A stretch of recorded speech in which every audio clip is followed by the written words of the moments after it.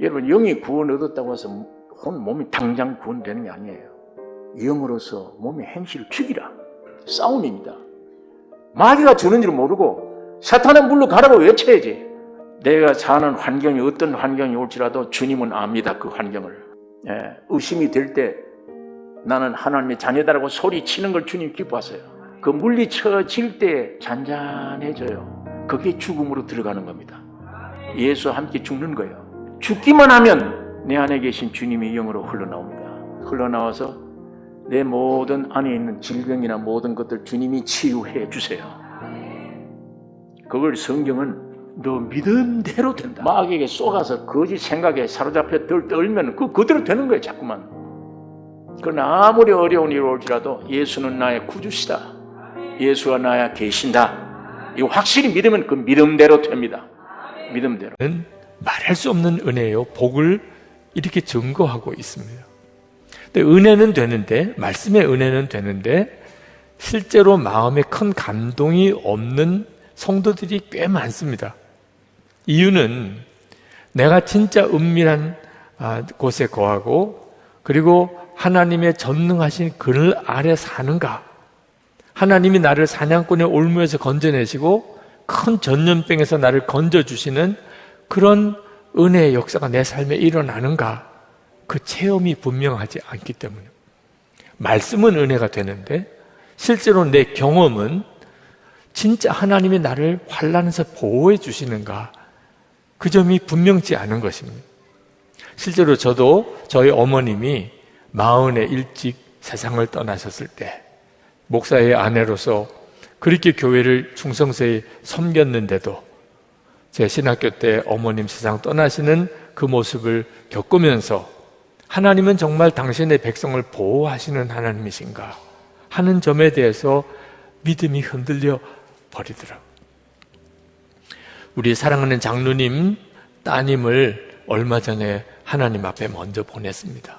30의 젊은 딸을 하나님께 먼저 보낸 그 장로님 소식을 듣고 빈소에 가서 그 장로님께 해드릴 수 있는 것은 진짜 끌어안고 우는 것밖에 없었어요. 무슨 말이 위로가 되겠습니까? 케냐에 사역하시는 아주 신실한 선교사님 한 분이 계십니다. 저는 사람을 정확하게 다 알 수 없으니까 그렇지만 아마 이 시대에 가장 하나님 앞에 신실한 선교사님이실 겁니다. 근데 그분이 아내와 사랑하는 자녀들을 남겨두고 또 선교지에 많은 그런 현지인 성도들을 남겨두고 그리고 하나님 앞에 부름을 받았어요. 하나님은 진짜 우리를 보호하시고 지키실까? 우리의 삶의 경험은 그게 믿어지지 않는 일이 많은 거예요. 그러니까 말씀에는 은혜를 받는데 실제로 마음에는 또 특별한 감동이 없는 게 우리들의 문제이기도 합니다. 자, 오늘 말씀을 하나님은 무조건 우리를 어려움이 없도록 어떤 큰 환난 가운데도 지키고 보호해 주신다. 그게 전능자의 그늘 아래 있는 것이다. 이렇게만 해석해서는 안 된다는 것입니다. 하나님의 전능자의 그 그늘 아래 있다는 말은 우리가 하나님의 권위 아래 있다. 다시 말하면 어떤 일, 어떤 상황에서도 철저하게 하나님을 신뢰하고 하나님께 순종하는 사람이라고 하는 의미를 가지고 있습니다. 예수님께서 내 안에 거하라, 나도 너의 안에 거하리라 이렇게 말씀하신 것과 사실 같은 맥락인 거죠.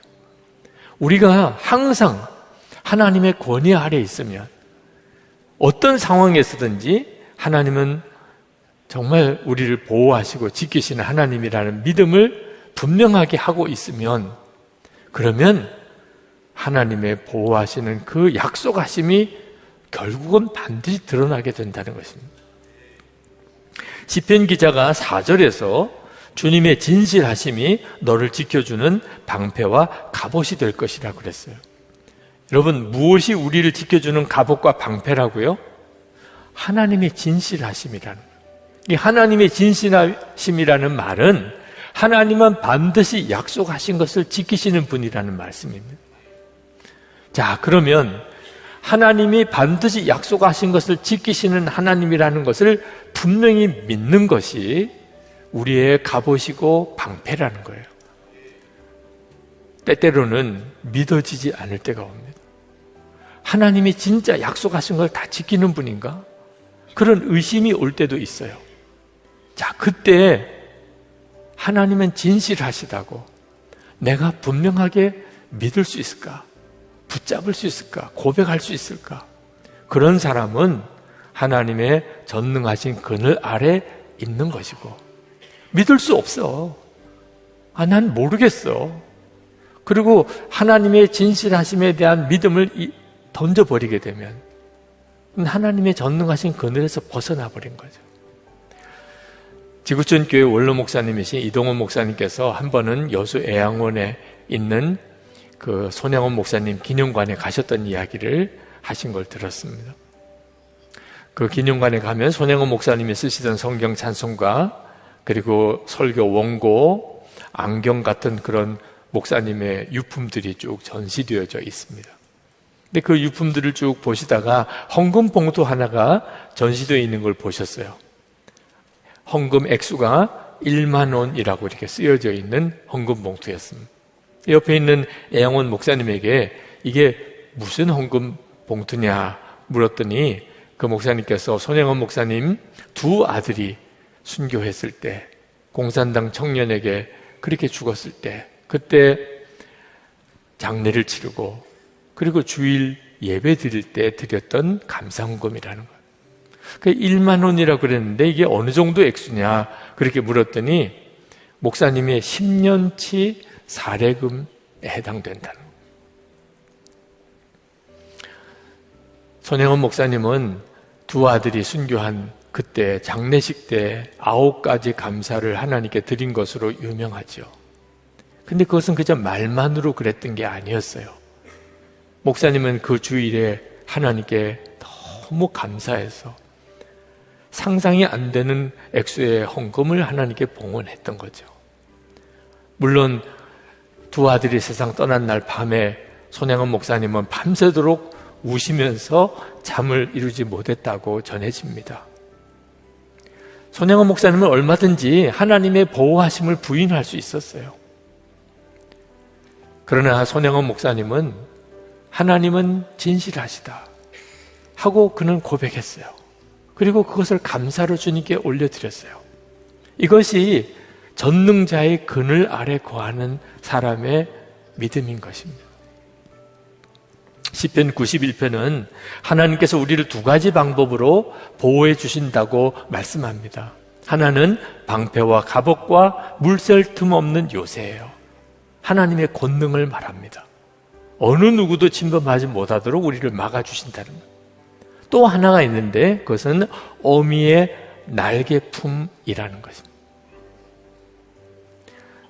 4절 말씀에 주님이 그의 깃으로 너를 덮어주시고 너도 그의 날개 아래로 피할 것이니, 이건 하나님의 사랑을 말하는 것입니다. 여러분, 요새는 생각만 해도 든든하죠. 갑옷과 방패와 요새는. 악한 자가 공격에 올 때 요새는 우리를 능히 막아줄 만한 그런 힘이 있어 보입니다. 그러나 어미 새의 날개는 굉장히 나약해 보입니다. 그게 우리를 뭘 도와 보호해 줄만 하나 이렇게 느껴질만 해요. 그러나 새끼가 그 어미 날개 아래 있으면 폭풍우가 몰아치고 비바람이 불어도 그 새끼는 그렇게 편안할 수가 없어요. 그러니까 하나님이 우리를 지키고 보호하시는 데는 이 두 가지로 우리를 보호하신다는 거예요. 요새처럼 우리를 지켜주고 어미 날개 아래 품어주는 것처럼 우리를 품어준다는 겁니다. 많은 분들이 그게 사실이에요? 그렇게 질문합니다. 나는 그렇지 않은데요? 그렇게 말하는 분들도 있으세요. 그러나 우리는 하나님께서 정말 진실하시다. 하나님은 우리의 요새시고 어미 날개 아래 품어주시는 분이다. 의심할 수 없는 증거를 가지고 있어요. 그게 바로 십자가예요. 십자가는 마귀가 우리의 죄로 인하여 우리를 무섭게 물고 지옥으로 끌고 갑니다. 내 십자가는 우리를 완벽하게 보호해주는, 그 마귀의 공격에서 우리를 지켜주는 진짜 요새가 됩니다. 누구든지 예수를 믿기만 하면 그는 모든 죄가 사함받고, 그리고 지옥 갈 수밖에 없는 자, 천국 백성이 됩니다. 마귀가 손도 대지 못하는 거예요. 그러나 동시에 또 하나, 우리는 하나님의 자녀고 천국 백성이라는 믿음은 가지고 있지만 우리가 살아가는 동안에 수도 없이 우리는 슬픔에 빠지기도 하고, 우리 자신의 부족 때문에 죄에 넘어지기도 하고, 좌절하기도 하고, 그런 게 우리의 또 모습이에요. 하나님의 자녀다운 그런 어떤 품성을 드러내지 못하고 아주 보잘것없고 부끄러운 모습으로 우리가 그렇게 전락할 때도 있어요. 그때 십자가의 하나님의 사랑은 우리를 끊임없이 품어줍니다. 그리고 다시 일으켜주세요. 주님의 품 안에서, 그 십자가의 은혜 아래서 우리가 다시 일어날 힘을 얻어요. 그 십자가의 은혜에서 벗어나 있는 사람이 오늘 이 자리에 누가 있습니까? 십자가에서 하나님은 우리를 요새처럼, 또 어미 날개 품 안에처럼 우리를 이미 품어주고 구원해 주셨잖아요. 우리는 하나님은 진실하신가? 약속을 반드시 지키시는 하나님이신가? 아멘인 거예요. 이 시편 91편에 나오는 모든 내용들은 사실은 이 세상에서 우리가 겪게 되는 일에 대한 것뿐만 아니고, 앞으로 하나님 앞에 섰을 때, 지옥과 천국이 갈라지는 그때 무섭도록 마귀가 사람들을 붙잡고 영원한 파멸로 끌고 가려고 하는 이 상황 속에서 우리를 보호해 주시는 완벽하신 하나님의 구원을 노래하고 있는 것입니다. 하나님께서 반드시 하나님의 자녀들을 보호하시는데, 나쁜 일, 환난과 어려운 일 우리에게는 전혀 일어나지 않는다, 그런 말씀 아닙니다. 이 시편 91편에도 여러 가지 표현이 나오는데, 새 사냥꾼의 올무라고도 나오고, 심한 전염병이라고도 나오고, 밤에 찾아오는 공포라고도 나오고, 낮에 날아드는 화살이라고도 나오고, 어두울 때 퍼지는 전염병, 밝을 때 닥쳐오는 재앙이라는 표현이 계속 나와요. 말할 수 없는 환난, 어려움을 그대로 드러내고 있습니다. 우리 중에 이 시편 91편에 나오는 이 여러 표현들에서 자유로운 사람은 아무도 없어요. 예수를 믿지만. 이 상황에서 우리가 하나님께, 하나님은 여전히 진실하시다, 하나님은 나의 보호자시다, 나의 구원자이시다, 이렇게 고백하는 그것이 바로 전능자의 그늘 아래 있는 것입니다. 하나님을 우리가 정말 사랑하면, 어느 순간에도 우리가 하나님을 사랑하면, 지금 여러분의 마음이 그렇잖아요. 그러면 7가지 약속을 하셨어요. 14절에서 16절까지입니다. 건져주시고 높여주시고 기도에 응답하시고 환난 당할 때 함께 하시고 영화롭게 하시고 오래 살게 하시고 구원을 보여주신다고 하셨어요. 그런데 15절 말씀을 한번 주목해 보면 좋겠습니다. 그들이 환난 당할 때 내가 그와 함께하여. 하나님이 사랑하시는 자, 하나님이 보호하시는 자도 환난 당한다는 거예요. 그런데 하나님은 어떻게 전능자의 그늘이 되어주시나, 함께해 주신다는 겁니다. 우리가 어떤 일을 겪어도, 어떤 상황에서도 하나님은 우리와 함께하여 주신다. 그 사람은 전능자의 그늘 아래 있는 거예요. 그는 반드시 하나님의 보호와 구원하심을 경험하게 됩니다. 한 번은 금요 성령 집회 때 어느 남자 성도님 한 분이 기도받으러 나오셔서 기도 제목을 기도 카드에 써서 저에게 보여주셨어요. 거기에 이렇게 쓰여져 있었습니다. 불의의 사고로 2 다리를 절단하고 의족을 착용하고 있습니다. 죽음 가운데 살려주신 하나님께 감사하면서도 그때 왜 저를 온전히 지켜주시지 않으셨는지 원망의 마음이 있습니다. 감사할 수 있는 마음 갖도록 기도해 주세요. 기쁨과 성령 충만을 허락해 주세요. 눈물이 콱 쏟아지더라고요. 그분은 하나님께서 죽을 고비에서 살려주셨다는 감사도 있고, 근데 왜 이왕 살려주실 거면 온전히 살려주시지 두 다리를 절단하게 되었을까? 그런 마음의 아쉬움도 섭섭함도 함께 있어요. 자, 그때 그분은 하나님께 구해요. 하나님, 제 마음이 온전히 감사할 수 있게 해주세요. 온전히 기뻐할 수 있게 해주세요. 하나님을 부인하고 섭섭하다, 원망하고 떠날 수도 있어요. 그러나 그분처럼 하나님께 온전한 감사를 회복하게 해달라고 구할 수도 있어요. 전능자의 그늘 아래 거하는 거죠. 이해할 수 없는 환난, 하나님을 의심할 수밖에 없는 그런 순간들, 그때 우리에게는 전능자의 그늘을 떠날 것인지 여전히 그 전능자의 그늘 안으로 들어갈 것인지를 결정해야 되는 순간입니다. 그게 바로 성경이 계속 우리에게 주시는 메시지예요. 파니 크르스비라고 유명한 찬송시 작가가 있습니다. 9,000여 편의 찬송시를 지었어요. 그분이 쓴 찬송시는 다 주옥같이 아름답습니다. 주 없이 살 수 없네, 그 찬송도 그분이 지으신 거예요. 우리나라 찬송가에도 24편이 들어있습니다.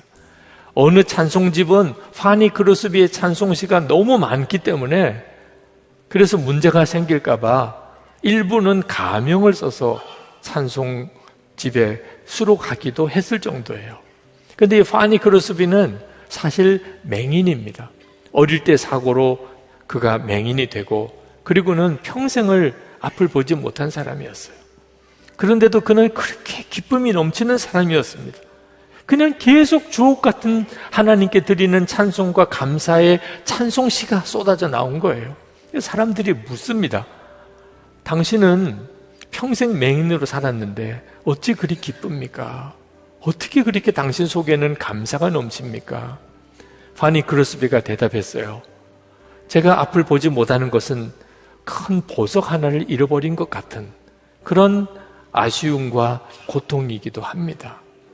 그렇죠. 그분에게는 그렇죠. 그렇지만 저에게는 아직 너무 많은 보석이 있습니다. 무엇보다 보석 중에 보석인 예수 그리스도, 그분이 제 안에 계십니다. 그런데 제가 보석 하나를 잃어버렸다고 슬퍼해야 되겠습니까? 보석 하나 잃어버린 것뿐인데, 남은 보석이 너무 많은데, 보석 중에 보석인 예수님이 나와 같이 계신데 내가 왜 슬퍼하고만 있어야 하겠습니까? 이 파니 크르스비는 전능자의 그늘 아래 살았던 사람입니다. 그래서 그는 그 상황 속에서 말할 수 없는 하나님의 보호와 위로와 승리를 경험했던 거예요.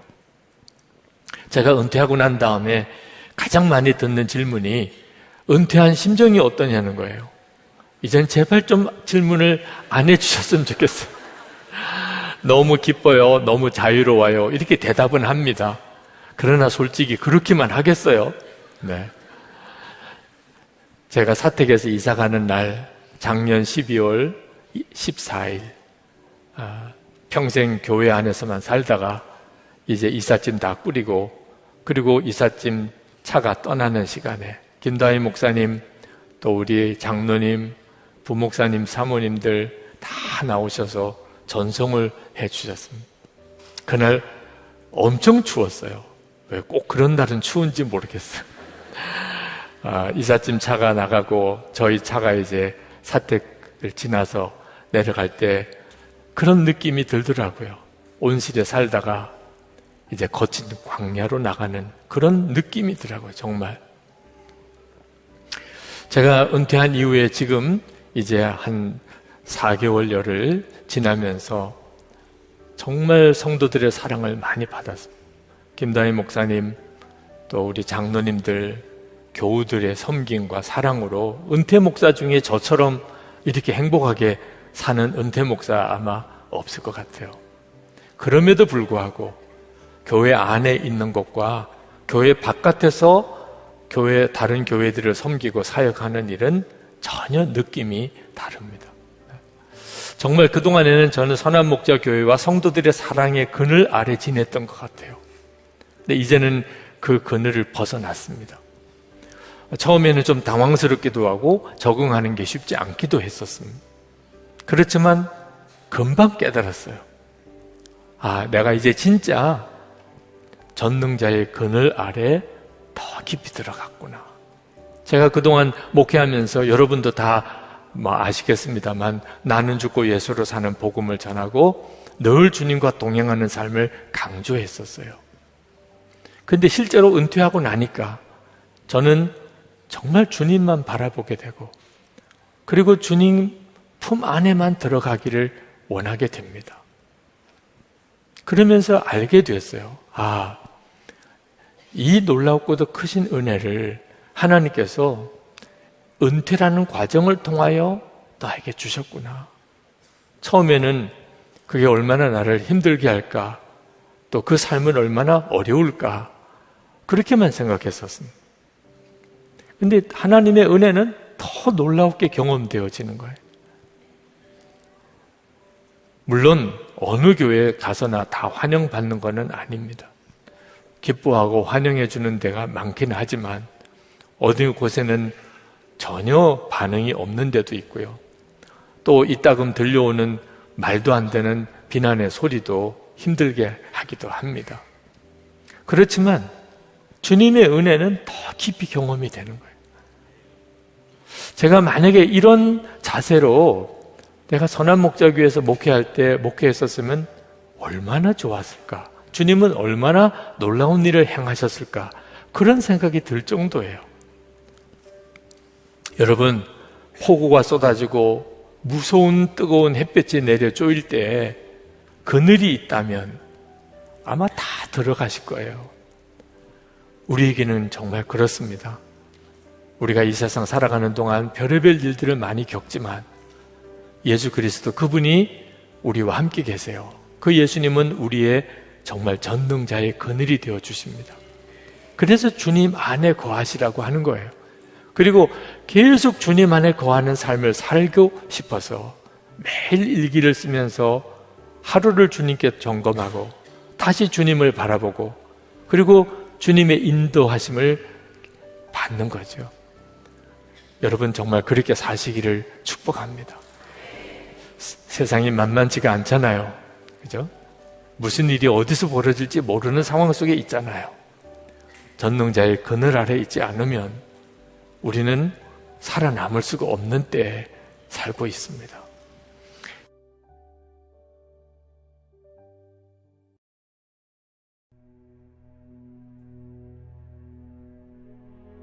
여러분 지금 내가 너무 힘들어요. 내가 지금 너무나 극한 질병 가운데 고통 가운데 있지만 이 고난이 내일 끝납니다. 이 고난이 내일 끝나요. 그러면은 일주일 견딜 수 있어요, 없어요? 있어요. 여러분 고난이 힘든 이유는 뭐예요? 언제 끝날지 몰라요. 여러분 지금 예수 그리스도께서 그 고난 가운데 있는 백성에게 말씀하시는 게 뭔지 아세요? 너의 시작이 나한테 있었지만 너의 끝도 나한테 있다는 것입니다. 어떤 소망도 없어요. 100% 절망이에요. 가능성은 0이에요. 거기서요. 완벽한 소망을 이끌어낼 수 있는 분이 하나님이세요. 그게 전능이에요. 놀라운 능력으로 과거에 놀라운 능력을 하셨던 그 모습 그대로 지금 살아계세요. 여러분 누가 지금 정말 이 말씀 앞에 우리 주 예수 그리스도를 바라보시면서 아멘 하시겠어요? 내 주 예수 그리스도가 살아계세요. 여러분 태풍이 불면 작은 날개를 가지고 있는 새들은 땅에 내려와요. 근데 독수리는 어떻게 하는지 아세요? 올라갑니다. 자기가 한 번도 경험하지 못했던 그 태풍, 그 강한 바람, 그 강한 기류를 이용해서 미지의 곳으로 올라갑니다. 여러분 고난이 모든 사람을 다 망가뜨리는지 아십니까? 아니요. 그 고난을 딛고 일어나서 이전에 한 번도 경험하지 못했던 하나님의 놀라운 축복으로 가신 분이 계세요. 여호와를 바라보고 악망하며 의지하는 자, 신뢰하는 자, 그에게는 독수리의 날개처럼 힘을 주시겠다고 말씀하십니다. 여러분 지금이 그런 기회. 그러나 기억하십시오. 우리에게는 힘이 없어요. 우리에게는 소망이 없어요. 그 소망은 누굽니까? 여호와 하나님이세요.